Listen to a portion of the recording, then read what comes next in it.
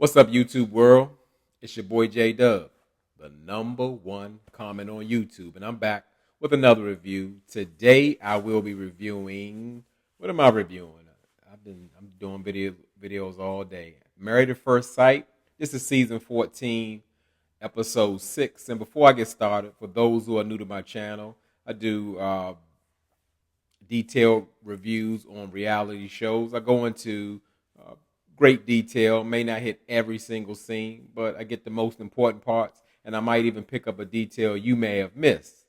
And again, as I said, I am YouTube's number one commenter, so all I ask for participation is getting those comments. I don't ask for the likes, I don't ask for the subscriptions. If you're rocking with your boy J Dub, you'll do that anyway. However, I need those comments because this channel is all about comments now. When you're on other channels, you may not feel comfortable commenting or you might hold back. This is the place to let it all out, let it all go. Why? Because we have a community over here, and that community is called the Dub Fam. And we just get in these comments and get to debating and going back and forth with each other, giving our opinions, upholding the channel's motto. Say what we say. Say anything you want about anything you feel about anybody on the show. All I ask is that we respect each other because we are a community. This is the Dub Fam, and these are my people, so I look after my people. And let's just go ahead and get into Married at First Sight. This is the final segment. This is Katina Olajuwon. I usually end up doing Mark and Lindsay all the time because I don't really feel like doing Mark and Lindsay, but we just happen to end up at Katina Olajuwon. So we see Olajuwon. He's meeting with his mentor, his father figure, Coach Mack. It always makes me think, like, why does Olajuwon always have a mentor, a stepdaddy, a mother figure, all that kind of stuff? I guess it says something about his parental roles and who's supposed to be in his life.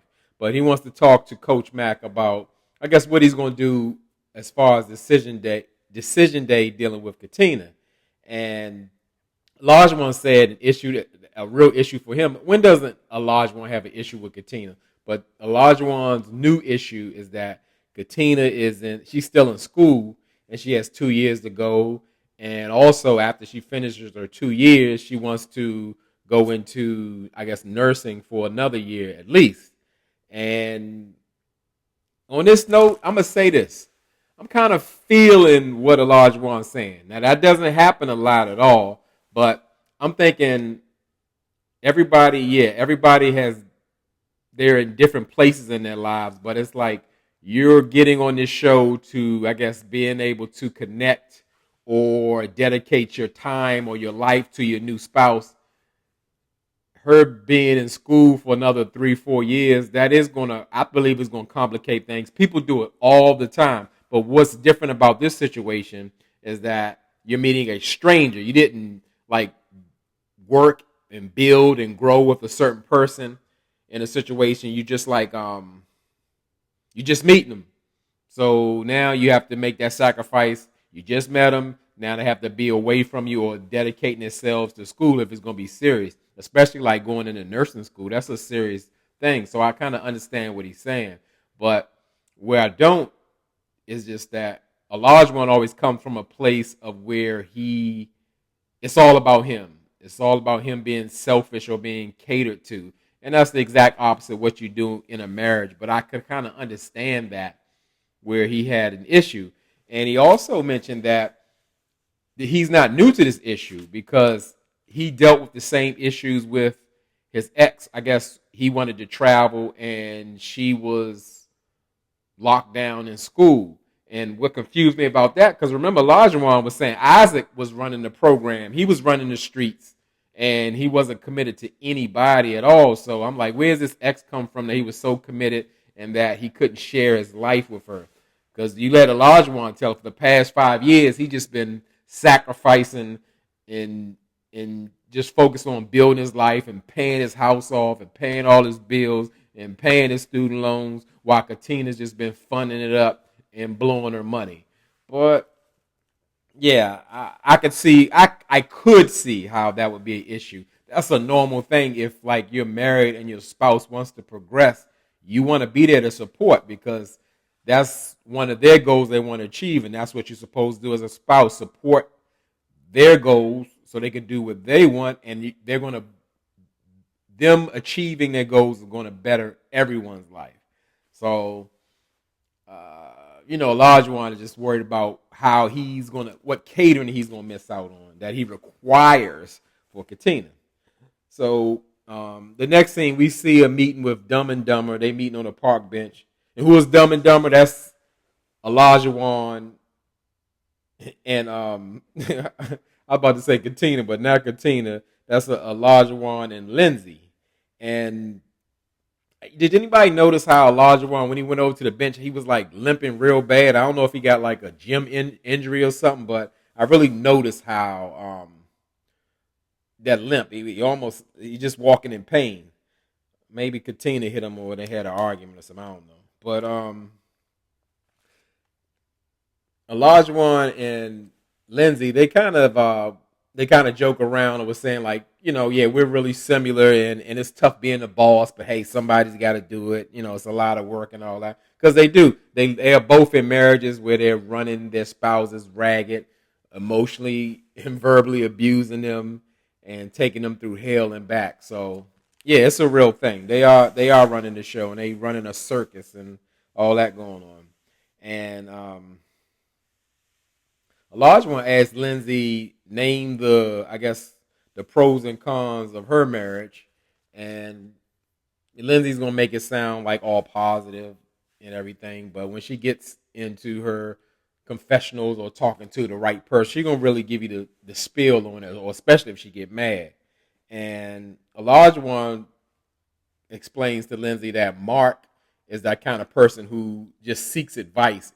Everybody's opinion is important, and he also wants to, I guess, process the information before he brings stuff to Lindsay, so he doesn't sound dumb. Because Lindsay is just like Olajuwon. They're gonna interrupt you, or I guess make you feel smaller if they're not agreeing with your point. So Lindsay had asked, "What is a con, I guess, about Katina? Not what do you enjoy about Katina? What is so wonderful being married to Katina? None of that. What is the con about being with Katina?" And Olajuwon says like her life experience, like I guess she lacks it. And he also says that, he still talks about that timeline where Katina says she wants to have a kid and she wants to go to school.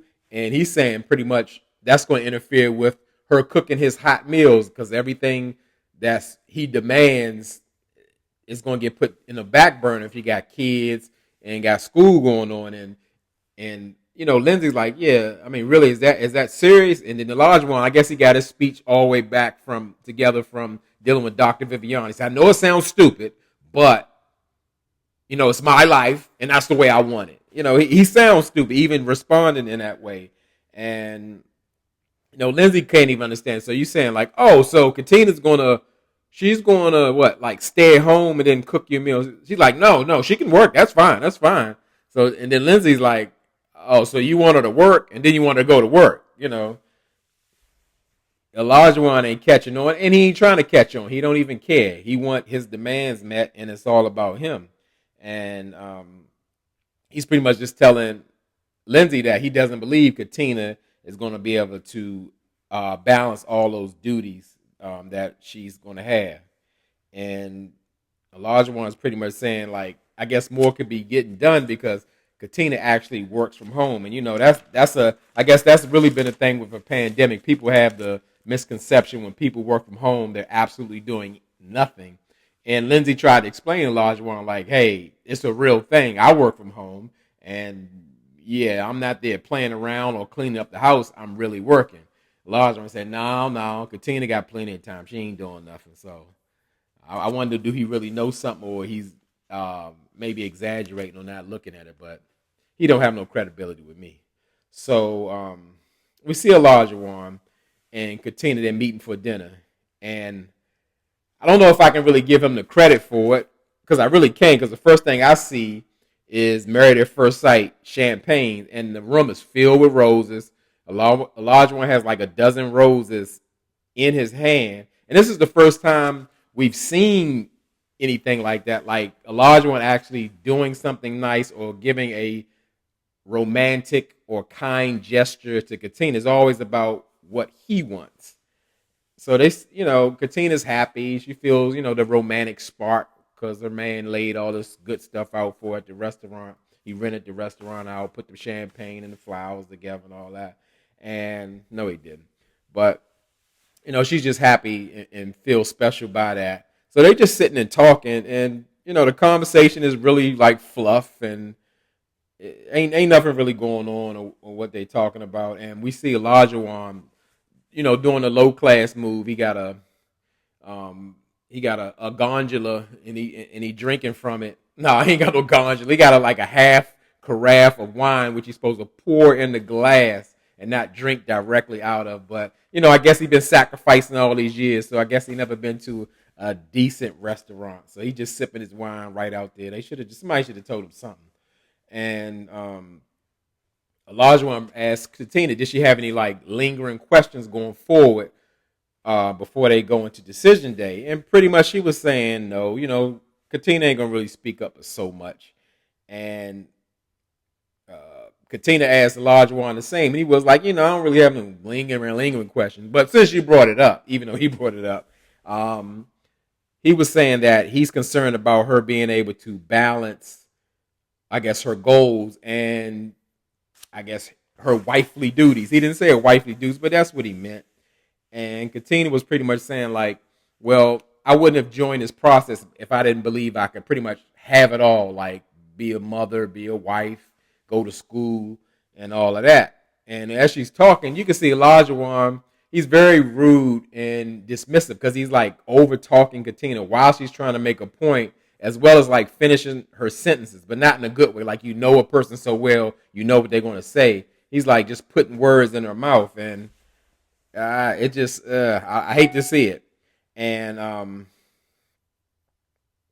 the conversation with Olajuwon and Katina, to me, it came off more so like a final interview. Like she was trying to prove herself to Olajuwon, like I can do the job to be your wonderful wife, instead of like talking about the plans they're going to do or moving forward on and after decision day. She was just like she always has to prove herself or please Olajuwon.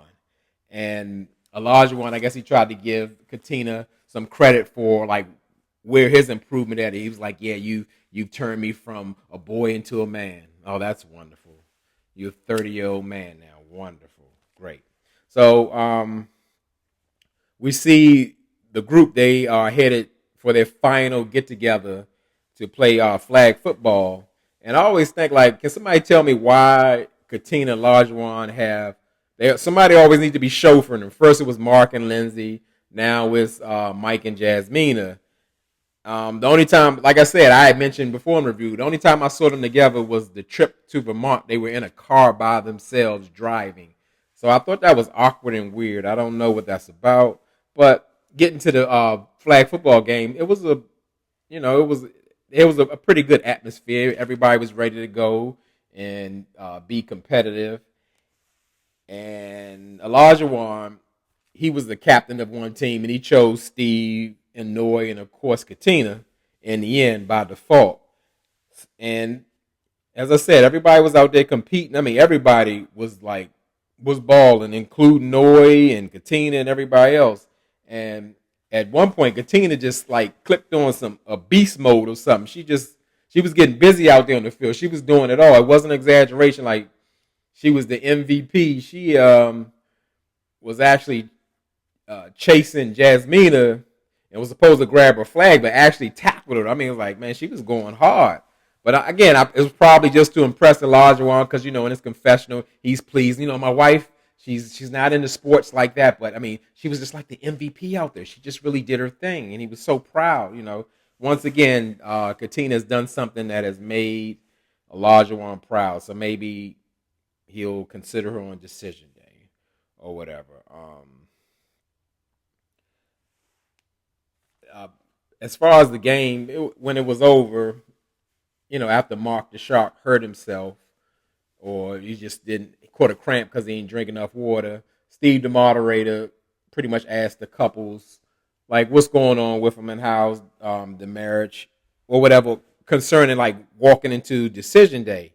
And Katina put it much simple. She said she's not really going to worry about going into decision day at all. Like, she's going to do her thing individually and let Olajuwon do his thing so they can come to a decision that works best for us. And I was like, wow, Katina's like coming into her own. She seems a bit more comfortable. Or maybe it was always there. And maybe it was stifled by Olajuwon's craziness. And she pretty much closed the meeting out with telling them, like, don't get frustrated with the process. Be very thankful for the process. It was a limited number of people who could have been chosen, and they were the lucky ones. And no matter, how it ends up, don't be bitter at all. Offer forgiveness and just be happy that you were a part of the process. And I really like that. That went out like really on a positive note. Again, maybe I haven't heard Katina speak like that, but it was refreshing to hear like she had something to add to the group, or she had a voice. So pretty much the final scene, Katina was packing to leave because decision day is actually the next day. And Olajuwon asked Katina, how would she feel if she would be, I guess, single tomorrow? And Katina, she said she would really be sad about it because she didn't join this process to be single, because she really didn't figure on like, would she make a decision on decision day. She would just think, hey, I got a match and we're going to work it out or what have you. And Katina attempts to ask Olajuwon the same question. So, he's getting into it. He was like, well, I don't know what I'll be or say. I really can't say because, you're a female, you'll know, and I'm a male, And Katina's like, no, I don't know. He really can't express himself. He can't explain himself. But what I thought that move was, it was just another way to kind of break her down and, I would say show some type of power over her, or like he was in control of the situation. Like, I might pick you tomorrow, or I might not pick you tomorrow. And Katina seemed to handle that well, but in her confessional, she got to, petting her pet wig and stuff because she was hurt. That's her comfort thing. That's, when Olajuwon makes her cry, I mean, that's why he make her cry every other week or whatever. And that's just what we see. And to me, nothing about that says, yes, you should say yes at all, because he goes out his way to hurt her, but act like it's just normal conversation. So the way Olajuwon's talking, it just sounds like he's preparing Katina for rejection. And, I just didn't like how that went down. But at this point, I'm not really surprised. That's his MO. That's the way he go. He like to break her down. He don't want her in a certain place where she's an equal or on a level where she can even function. So pretty much he Olajuwon, as I say, it seems like he's prepping her for rejection. He's telling Katina, like, be selfish when you make your decision. Do the best for you. Don't consider me. Just do what's right for you. And yeah, I just, like I said, it seemed like a setup for failure. Even though I believe that he's going to choose her, it's just another way of him breaking her down just one more time. And I could say, even after he rejected her or set it up to where like he seemed like he's setting up for rejection, to me, out of all the couples, they had the best goodbye. Katina Olajuwon like was embracing. She like jumped in his arms and they was kissing. It felt like something. And to me, that's what it should look like if you're making one of the biggest decisions of your life and you got to separate from your spouse and all that. I can say they did one thing right. They got something between us. I won't believe that, they haven't had sex yet. I just don't believe that. I just don't believe Olajuwon wants to say that. Just like he said in the game back in Vermont, where he would be most likely to lie to everybody about his sex life. So pretty much that was it. for the next episode. There won't be a next episode. It's going to be some kind of old casting member special about what they think about the current couples. And I don't want to see that. I'm not going to review it. We'll just wait for a decision day for the next 2 weeks. So drop down in the comments. Let me know what you think. Something I missed. Something you want to say. And again, thank you for your patience. Keep rocking with me. And as I always tell y'all could be anywhere in this YouTube world, but you're here with me. I really appreciate it, and I really mean it.